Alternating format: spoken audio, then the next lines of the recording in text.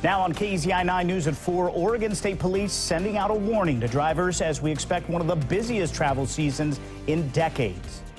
And the rain and snow has already arrived. We are waiting on some strong winds as well, but the latest details on all the advisories in effect. And I'm Amber Wilmarth, live in Springfield, where Marines are collecting as many toys as they can. Tell families right here in Lane County how you can help this holiday season. KEZI 9 News at 4 starts now. Live, local, late breaking. This is KEZI 9 News at 4. A massive storm is moving in off the coast just in time for one of the busiest travel times of the year. Good afternoon. I'm Megan Higgins. And I'm Oscar Maciel. We have team coverage tonight with Matt Templeman on standby with the latest from Oregon State Police about road and travel conditions. But first, let's head to Storm Tracker 9 Chief Meteorologist Marissa Walzen with the latest on this storm. Marissa? Yeah, guys, we do have rain showers moving in and snow showers as well. Winter weather advisories already issued for this evening. Here is a look at, you can see the winter weather advisories in our area. The one further to the north, so the Lane and Linn County Cascades, that goes into effect tonight at 6 o'clock. So just about 2 hours. But still, we are expecting 3 to 7 inches of snow tonight as well as into tomorrow. A little bit further to the south, looking at a winter weather advisory that just went into effect all the way through tomorrow morning as well. Above 4,500 feet, 4 to 6 inches of snow. That does include Highway 138 in Douglas County. Now here's a quick look at both Santiam and Willamette Pass at this hour. We have begun to see some snow fall, but it's kind of a wintry mix, so there is still some raindrops. And of course, you can still see both of the roadways there, so travel still fine at this hour. If you're heading south along I-5, I know if you're heading to see family in Northern California, we also have winter weather advisory there. 1 to 3 inches of snow is expected across the Siskiyou Pass. But again, quick look at it. We are looking at dry roadways there as well. However, I do expect conditions to worsen as we get into tonight and really seeing a lot of the rain and snow move in. I'll have more details about this storm as well as the one in store for Thanksgiving coming up in just a bit. Guys. Thanks, Marissa. Well, as this storm moves our way, Oregon State Police are urging drivers to travel safely this Thanksgiving holiday weekend. And KEZI 9 News anchor Matt Templeman is live in the studio with all the details. Matt? You two state police say they want to spread the word about safe driving this holiday weekend, especially after at least 10 deaths on state highways in just the past week. Now, according to AAA, we can expect to see some of the heaviest holiday traffic this weekend in more than a decade.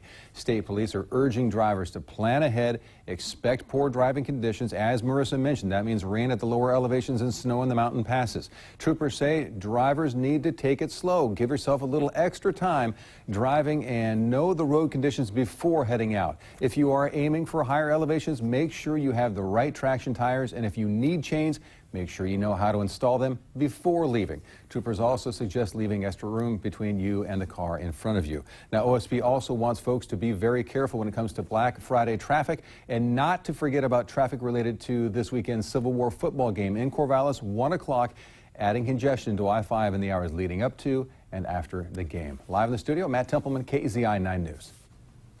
Oh, also something to keep in mind this holiday season, Thanksgiving Eve or Blackout Wednesday kicks off the deadliest drunk driving season of the year.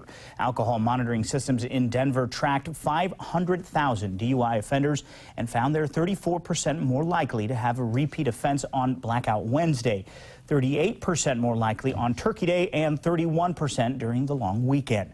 The agency said many bars reported seeing more businesses the night before Thanksgiving than on St. Patrick's Day or New Year's. The agency also notes the surge in holiday traffic makes for an especially dangerous situation. And coming up tonight on KEZI 9 News at 5, we speak with local law enforcement to find out what they're doing to help keep drivers safe during the holiday season. A man is facing DUI charges after allegedly hitting a pedestrian with his car in Springfield last night. The crash happened around 8 on Monday at the intersection of Gateway and Beltline Road. Crews say a 32-year-old man was taken to the hospital with injuries. Police say the pedestrian was crossing the road against a don't walk signal and that the driver had a green light, but the driver was arrested on suspicion of DUI. Police are asking anyone who may have witnessed that crash to give them a call.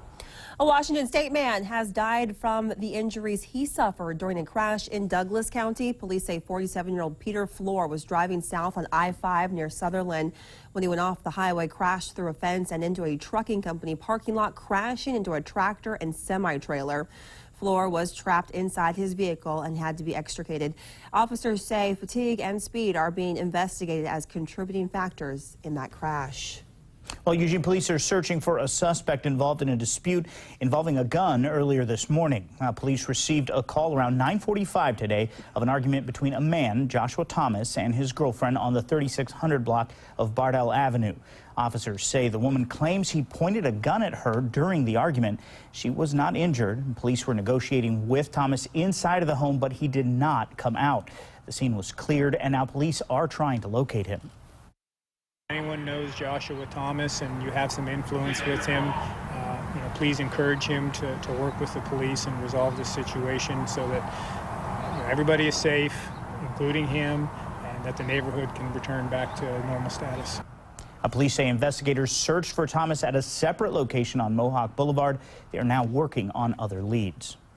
The Lane County Sheriff's Office is investigating a deadly boating accident on the Siuslaw River. It happened just before noon yesterday off of Highway 36. Deputies say two men jumped into the river as their boat capsized on some rocks to keep from getting hurt.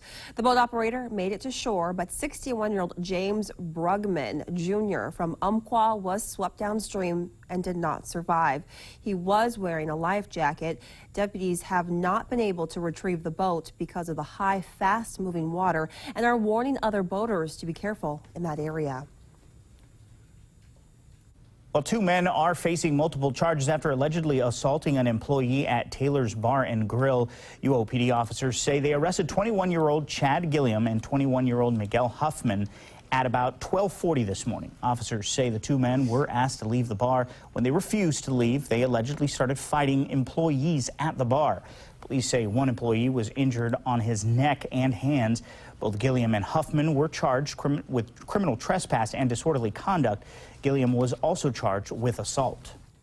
A Roseburg woman is facing 36 charges after being arrested over the weekend. Police say 25-year-old Brooklyn Garza is a former employee of Centennial Orthopedics in Roseburg. Centennial and Valley Ridge Family Medicine employees say Garza forged a total of 12 prescriptions from two different doctors and had them filled at two different pharmacies. Garza was arrested on suspicion of identity theft, tampering with drug records, and prohibited acts involving records and also fraud. Well, health officials have confirmed that both Oregon State University students being treated for meningitis are infected with the same strain of the disease. Now, test results show both are suffering from the B strain of meningococcal disease. The university does not require incoming students to get vaccinated for this strain, but started offering vaccinations for the strain B last week. No additional cases have been diagnosed in Benton County. Oregon's population of homeless students is on the rise for the third year in a row. According to the Oregon Department of Education, the number of homeless students now seen exceeds what was seen during the recession. Officials say more than 21,300 public school students lack a fixed, regular, and adequate nighttime residence. The Department of Education also says nearly 2,000 children in pre-K programs also fall into this category. Now to a KEZI 9 News special report. An issue no one wants to see in our community, homelessness, and it is affecting the youngest in our area. Well, here are thousands of teens and young adults trying to survive every day after running away from home or living on the streets. But there are local nonprofits and survivors wanting to share their stories to put a stop to this problem. The local nonprofit Looking Glass is the only agency in Lane County providing care for at-risk youth, and they say the problem of youth homelessness is growing. I'd rather help them at this stage than have to pay for prisons later on, for hospitals later on, for the morgue later on, for having folks that just need a lot more significant help throughout their lives. Coming up at 5 and 6:30, KEZI 9 News reporter Bailey Miller has a special report about youth homelessness in our area and one young woman's journey to surviving homelessness. Well, with many people doing some Thanksgiving shopping this week, Toys for Tots is hoping you'll pick up some extra items to help make the holidays a little brighter for children in Lane County. That's right. KEZI 9 News reporter Amber Wilmarth joins us live from a toy drive at Bi-Mart in Springfield to show us how much they've collected. Amber? Well, Oscar, Megan, it is a season of giving, and that's what people have been doing here all day long outside of the Bi-Mart off of Mohawk Boulevard in Springfield, giving cash donations here and giving toy donations here, all unwrapped and new toys, and we still do need more toys. But first, let's check in with Sergeant Herivia, who's out here with us today. And how's the collections been going today? It's going great today. A lot of toys came in, so it's really good. Fantastic. I understand we are in need of some certain toys for certain age groups. Oh, yes. The infants, the 0-3, and then the teenagers, the 11 and 14. So those are really hard to pick for. So.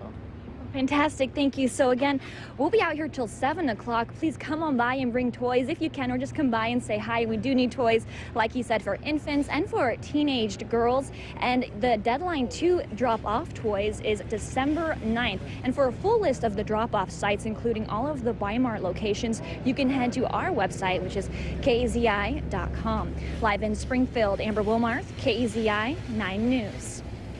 All right, thanks so much, Amber. Well, as people gear up for the holiday shopping season, one of the big questions is, what do you get that one person in your life who seriously has everything? It's a unique question coming up on KEZI 9 News at 4:30. Plus, one Oregon company known for its work with the military is now helping in the fight against animal poaching. We'll explain coming up next on KEZI 9 News at 4. You're watching KEZI 9 News at 4, live, local, late breaking.